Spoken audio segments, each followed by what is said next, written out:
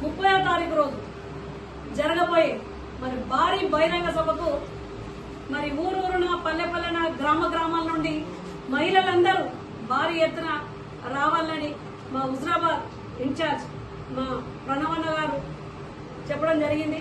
మరి నేను press meet లో కూడా మా అందరికి కూడా చెప్పడం జరిగింది.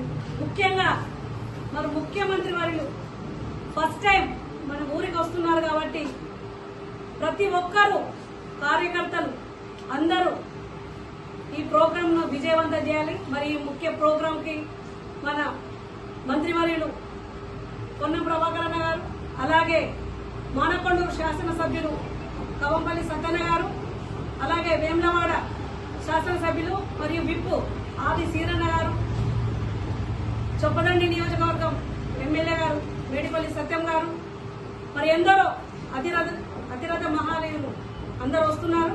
కాబట్టి ఈ సభను విజయవంతం చేయాల్సిందిగా కోరుకుంటున్నాం. ముఖ్యంగా మా హుజరాబాద్ నియోజకవర్గం నుండి మా అన్న మరి 1,00,000 మెజారిటీ తేవాలని మా అందరికి కూడా చెప్పడం జరిగింది.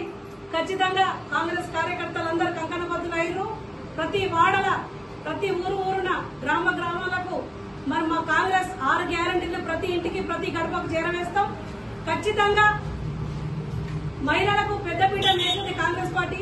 మరి 6 గ్యారంటీలలో మరి అన్ని గ్యారంటీలు కూడా మహిళలకే ఎక్కువ ప్రాధాన్యత ఉన్నది. ఖచ్చితంగా మహిళలందరూ కూడా కంకణబద్దులు కావాలి.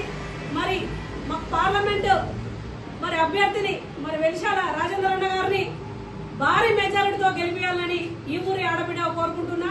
ఎందుకంటే ఈ హుజరాబాద్ నియోజకవర్గానికి ఏ విధంగా అయితే ఒక ఆణిముత్యాన్ని ఇచ్చిర్రో మరి మా పార్లమెంటు కూడా మంచి మనసున్న నాయకుడిని ఇచ్చిర్రు. మరి ఎక్కడ చూసినా కూడా ఇటు బీజేపీ గాని ఇటు బీఆర్ఎస్ గాని మరి మా మీద అవాకులు చవాకులు చేస్తున్నారు.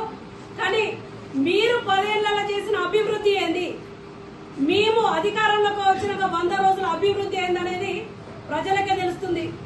మరి 100 రోజులలోనే 4 గ్యారంటీలు మేము అమలు చేసినాం. మరి రానున్న ఆగస్టు 15 వరకు రైతులకు శుభవార్త చెప్తాం. ఖచ్చితంగా రైతులందరికీ 2 లక్షల రుణమాఫీ కూడా చేస్తామని మా అన్న చెప్పడం జరిగింది. మరి మొట్టమొదటిసారిగా మా అన్న మా హుజరాబాద్ కాన్సెన్స్ జమ్మికుంటకు రావడానికి మరి అందరూ ఆడబిడ్డలందరూ ఎదురు చూస్తున్నాం. ఖచ్చితంగా ఈ సభను విజయవంతం చేస్తాం.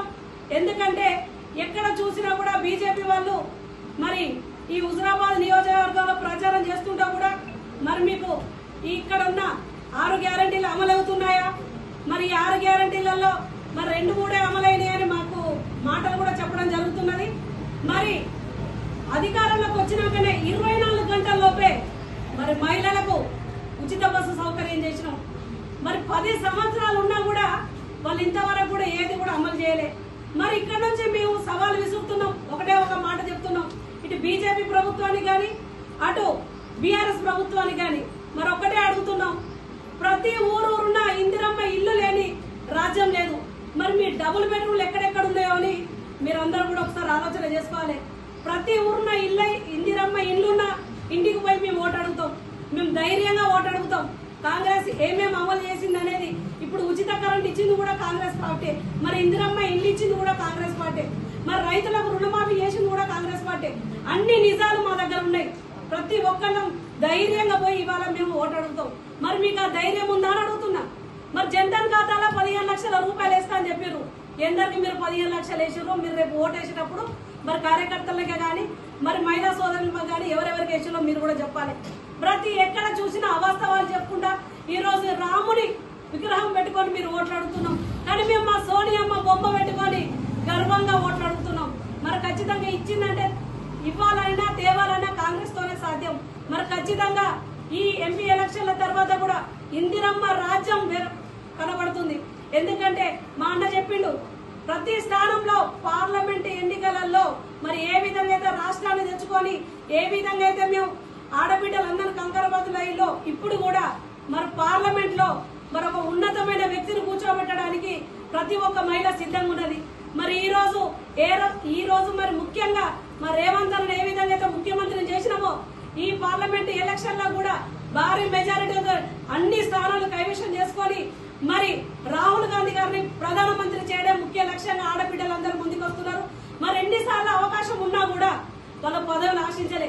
మరి ఒక గాంధీ గారి కుటుంబం నుండి వస్తున్నారు, మరి ఆయన ఖచ్చితంగా పదవులు ఇవ్వాలి. ఎందుకంటే ఆయన కోసం కాదు, మాలాంటి నిరుపేదల కోసం, పేద బడుగు బలహీన వర్గాల కోసం ఈ రోజు రాహుల్ గాంధీ గారు ప్రధానమంత్రి కావాలనుకుంటారు. మరి ఖచ్చితంగా అన్నకందరం సపోర్ట్ ఉంటాం. ఖచ్చితంగా ఏ విధంగా అయితే రాష్ట్రాన్ని తెచ్చుకున్నామో అదే విధంగా మా అన్నను ప్రధానమంత్రి చేసుకోవడానికి ప్రతి ఒక్కరు కంకణబద్దులైన. మరి 30వ తారీఖు రోజు జరగవలసిన మీటింగ్ భారీ బహిరంగ సభకు మరి 2 గంటల నుండి 2:30 సుమారులో మరి రేవంత్ అన్న రావడానికి సిద్ధంగా ఉన్నారు. మరి ఊరూరున పల్లె పల్లెన గ్రామాల నుంచి కూడా మరి అందరూ తరలి రావాలి. మరి ముఖ్యంగా నియోజకవర్గ స్థాయిలో ఉన్న మా కార్యకర్తలు కానీ మరి ఎన్ఎస్సీ పిల్లలు కానీ అందరూ అవైలబుల్ ఉంటారు. మరి మీకు ఎలాంటి ఇబ్బందులు లేకుండా ఎక్కడికక్కడికి మంచిగానే సదుపాయాలు కూడా చేస్తున్నారు. మరి ఏ విధమైన ఇబ్బందులు లేకుండా మరి మా సభను కూడా భారీ ఎత్తున అందరు విజయవంతం చేయాల్సిందిగా కోరుకుంటాం. జై హింద్, జై కాంగ్రెస్.